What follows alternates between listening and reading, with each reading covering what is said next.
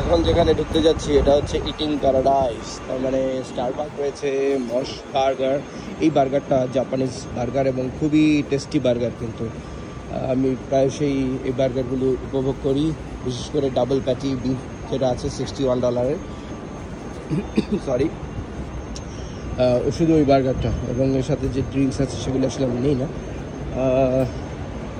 ইউশেনিয়া এটা একটা জাপানিজ দোকান, যেখানে গরুর মাংসের যে একদম পাতলা করে লিল কাট যেগুলি আছে সেগুলি সুন্দর করে সসের সাথে রান্না করা হয়, এমন একটা তরিকা আছে।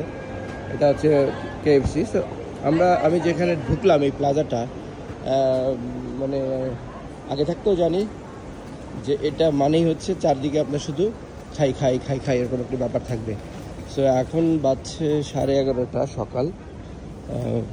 সব কিছু ঠিকভাবে যে খুলেছে তা না, কিন্তু এই যে স্যালাড ড্রেসিং মানে সব, এই প্লাজাটা পুরো, এখানে কোনো অন্য মোবাইলের দোকান নেই, অন্য কোনো দোকান নেই। এই প্লাজাটা মানে ভরপুর শুধু খাবার, চাইনিজ খাবার আছে, আমেরিকান, জাপানিজ, কোরিয়ান, কি নেই, Taiwanese, Singaporean, Malaysian, Indonesian, Bangladeshi নেই।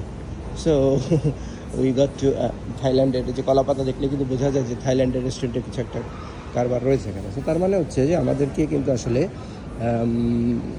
বাংলাদেশি ফুডকে প্রমোট করার চেষ্টা করতে হবে, কারণ কোথাও কিন্তু দেখি না, কোথাও কেউ নেই, দূর দূর তক একদম নাই।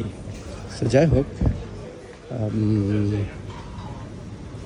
আমি তো খুব সুন্দর সুন্দর গন্ধ পাচ্ছি লেমন গ্রাসে, মাই গড নাইস, কিন্তু এখন খাবো না, this is not my time.